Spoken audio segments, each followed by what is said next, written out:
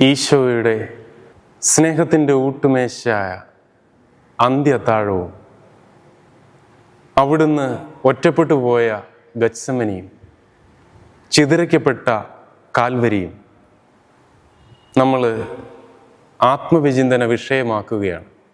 എന്താണോ സ്നേഹത്തിൻ്റെ ഊട്ടുമേശയായ അന്ത്യത്താഴവേളയിൽ സംഭവിച്ചത്, അതിൻ്റെ വിപരീതമായ ഒരു പ്രതികരണമാണ് കാൽവരിയിൽ നടക്കുക. എന്തിനായിരിക്കാം സ്വർഗം സ്വപുത്രനെ ഇത്തരത്തിലുള്ള ഉപേക്ഷിക്കപ്പെട്ട ഒരവസ്ഥയിലൂടെ കടത്തിവിടുക? കുരിശിൻ്റെ വിശുദ്ധ യോഹന്നാൻ ആത്മീയ ജീവിതത്തിലെ ഈ അവസ്ഥയെ ഡെസല്യൂഷൻ, ഒറ്റപ്പെട്ടു പോകുന്ന ഒരവസ്ഥയായിട്ടാണ് പറയുക. അതിനെ ഏകാന്ത ശൂന്യത എന്നുള്ളൊരു വാക്കാണ് കുരിശിൻ്റെ വിശുദ്ധ യോഹന്നാൻ ഉപയോഗിക്കുക. ഒറ്റപ്പെട്ടു പോകുന്ന അവസ്ഥ, ദൈവവുമില്ല മനുഷ്യരുമില്ല എന്ന് തോന്നപ്പെടുന്ന ഒരവസ്ഥ. കുരിശിൻ്റെ ചുവട്ടിൽ പരിശുദ്ധ അമ്മയും യോഹന്നാനും മഗ്ദലേന മറിയവും ക്ലോപ്പാസിൻ്റെ ഭാര്യ മറിയവും ചേർന്ന് നിൽക്കുന്നുണ്ട്.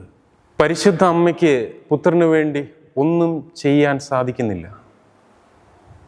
ഏറെ കൈവിടപ്പെട്ട ഒരവസ്ഥ.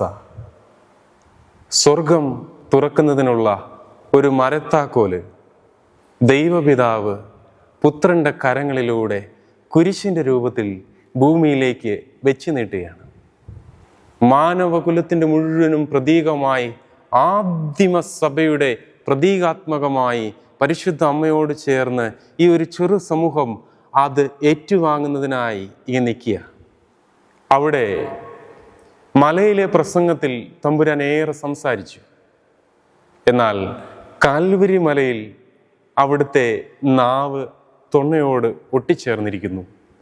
ഒരു വാക്കിനോട് മറ്റൊരു വാക്ക് കൂട്ടിച്ചേർക്കാൻ കഴിയാത്ത തരത്തിൽ അവൻ്റെ പല്ലിലേക്കും ചുണ്ടുകളിലേക്കും രക്തം ഒഴുകിയിറങ്ങി കട്ട പിടിച്ചിരിക്കുന്നു. വിറയ്ക്കുന്ന ചുണ്ടുകളോടെയാണ് അവൻ ഓരോ വാക്കുകളും എണ്ണിപ്പിറക്കി പറയുക. അതിനിടയിൽ ഏറെ ശ്രദ്ധിക്കുന്ന ഒരു വചനം ഇതാണ്.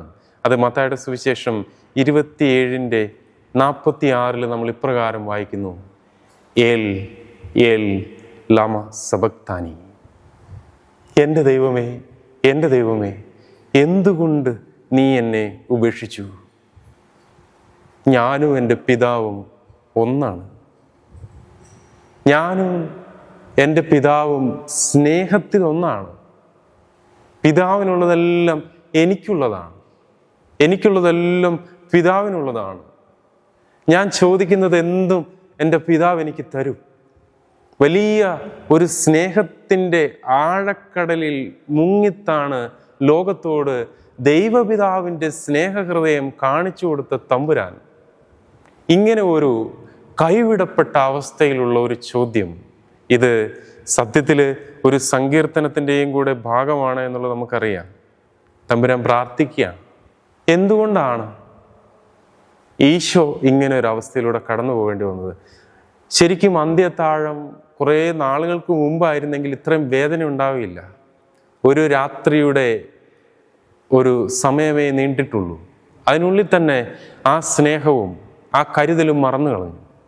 ശരിക്കും പറഞ്ഞു കഴിഞ്ഞാൽ യൂദാസിനെ ആ സ്നേഹത്തിൻ്റെ ഊട്ടുമേശയിൽ നിന്ന് ഒരു പൂച്ചക്കുഞ്ഞിനെ കൊണ്ടുപോകുന്നത് പോലെ നാണയം കിലുക്കി കിലുക്കി കിലുക്കി പുറത്തേക്ക് കൊണ്ടുപോവുകയാണ്.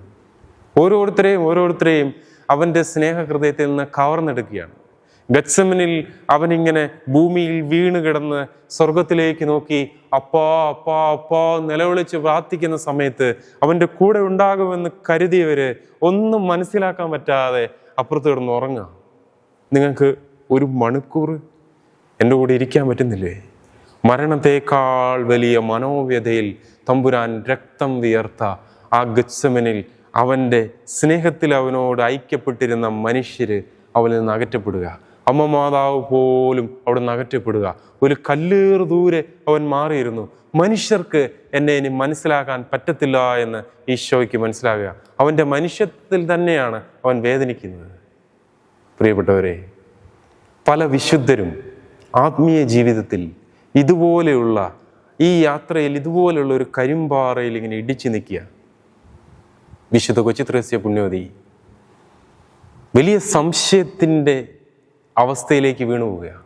വിശുദ്ധി മാത്രം കൈക്കൊണ്ട്, അതായത് കൊച്ചു ത്രേസ്യ പുണ്യവതി അവകാശപ്പെടുന്നത് എങ്ങനെയാണ്? ഞാൻ എൻ്റെ മാമോദീസായിൽ സ്വീകരിച്ച ശുദ്ധതയും വിശുദ്ധിയും ഒരിക്കലും എനിക്ക് കൈമോശം വന്നിട്ടില്ല. അൽഫോൺസാമ്മയും പറഞ്ഞിട്ടുണ്ട്. അതുപോലെ തന്നെ മറ്റു പല മദർ തെരേസ ജീവിതത്തിൽ ഇതുപോലെ ഒരു കൈപ്പേറിയ ഒരവസ്ഥയിൽ, ഒരു ഇരുൾ നിറഞ്ഞ അവസ്ഥയിൽ, വിശുദ്ധ ജോൺ ഓഫ് ദ ക്രോസ്, കുരിശിൻ്റെ വിശുദ്ധ യോഹന്നാൻ പറയുന്ന ഒരു കാര്യം ഇതാണ്: ആത്മാവിൻ്റെ ഇരുണ്ട യാത്രി, കർമ്മല മലകയറ്റം. അദ്ദേഹം പറയുന്ന ഒരവസ്ഥയാണിത്. അതായത് ഒരു ഒരു ഒരു കൈവിടപ്പെട്ട അവസ്ഥ. ഇതിലൂടെ അനേകം വിശുദ്ധർ കടന്നു പോയിട്ടുണ്ട്. കുരിശിൻ്റെ പൗലോസ്, അദ്ദേഹം ഒരു സഭയുടെ സ്ഥാപകനാണ്, പാഷനിസ്റ്റ് കോൺഗ്രിഗേഷൻ്റെ സ്ഥാപകനാണ്. അദ്ദേഹമൊക്കെ കടന്നു പോയിട്ടുള്ള ഒരു ആത്മീയ അവസ്ഥയാണ് ദൈവം കൂടെ ഉണ്ട് എന്നുള്ള ഒരു ഉറപ്പില്ലാത്ത അവസ്ഥ. പ്രിയപ്പെട്ടവരെ, നമ്മൾ ഓരോരുത്തരും നമ്മുടെ ജീവിതത്തിൽ കടന്നു പോകാൻ സാധ്യതയുള്ള ഒരവസ്ഥ ഇതാണ്.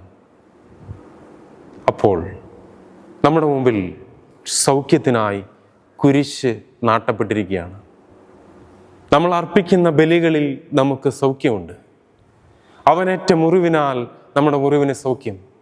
ഈശോ ഇതുപോലെ ഒരു അവസ്ഥയിലൂടെ കടന്നു പോയിട്ടില്ലായിരുന്നുവെങ്കിൽ അവൻ അറിയത്തില്ല എന്ന് നമുക്ക് പറയാമായിരുന്നു. നമ്മൾക്കും നമ്മളെക്കാൾ കൂടുതലായും അവൻ ഒരുപക്ഷെ ഈ വേദനയിലൂടെ കടന്നുപോയി. കാരണം അവൻ സ്നേഹിച്ചതുപോലെ നമ്മളാരും ആരെയും സ്നേഹിച്ചിട്ടില്ലല്ലോ. തമ്പുരാൻ അത്രയധികം സ്നേഹിച്ചു, അത്രയധികം എളിമപ്പെട്ടു. പത്രോസിൻ്റെ മുമ്പിൽ പറയുകയാണ്, ഞാൻ മുട്ടുകുത്തി നിന്റെ പാദങ്ങൾ കഴുകുന്നില്ലെങ്കിൽ നിനക്ക് എന്നോടുകൂടെ പങ്കില്ല എന്ന് പറഞ്ഞ് തടഞ്ഞ ശിഷ്യൻ്റെ മുമ്പിൽ പോലും എളിമപ്പെട്ട് പാദങ്ങൾ കഴുകിയ അവൻ്റെ അന്ത്യത്താഴവേളയിലെ സ്നേഹ ശുശ്രൂഷ. പ്രിയപ്പെട്ടവരെ, ഇവിടെ തമ്പുരാൻ ഇത്രയധികം സ്നേഹിച്ചിട്ടും കൈവിടപ്പെട്ട അവസ്ഥയിലേക്ക് തള്ളി വീഴുകയാണ്. ഒരു കാര്യം നമുക്ക് നമ്മുടെ മനസ്സിൽ വെച്ച് കുരിശിലേക്ക് നോക്കാം. മോശ മരുഭൂമിയിൽ ഉയർത്തിയ പിച്ചുള്ള സർപ്പം പോലെ മനുഷ്യപുത്രൻ ഉയർത്തപ്പെടും. അവനെ നോക്കുന്നവർ സൗഖ്യപ്പെടും. പ്രാർത്ഥിക്കാൻ പറ്റുന്നില്ല, ഭയങ്കര ഭാരമാണ്, വലിയ വേദനയാണ്. ഇടവപ്പള്ളിയിലേക്ക് പോവുക, കുർബാനയുടെ കുറച്ച് മുമ്പ്, അല്ലെങ്കിൽ വീട്ടിൽ തന്നെയുള്ള ക്രൂശിത രൂപത്തിലേക്ക് കുറച്ചു നേരം നോക്കിയിരിക്കുക, വെറുതെ നോക്കിയിരിക്കുക. ക്രൂശിതൻ, ആ കുരിശ് നിങ്ങളുടെ അടുത്തേക്ക് ഇങ്ങനെ അടുത്തടുത്ത് വരുന്നത് പോലെയുള്ള അനുഭവത്തിലേക്ക് ദൈവം നിങ്ങളെ നയിക്കും. എല്ലാ മുറിവുകൾക്കും, എല്ലാ പരിത്യക്തതയ്ക്കും, ഒറ്റപ്പെടലിനും, അപമാനത്തിനും, ആർക്കും മനസ്സിലാക്കാൻ കഴിയുന്നില്ല എന്നുള്ള അവസ്ഥയ്ക്കും അവിടെ സൗഖ്യമുണ്ട്.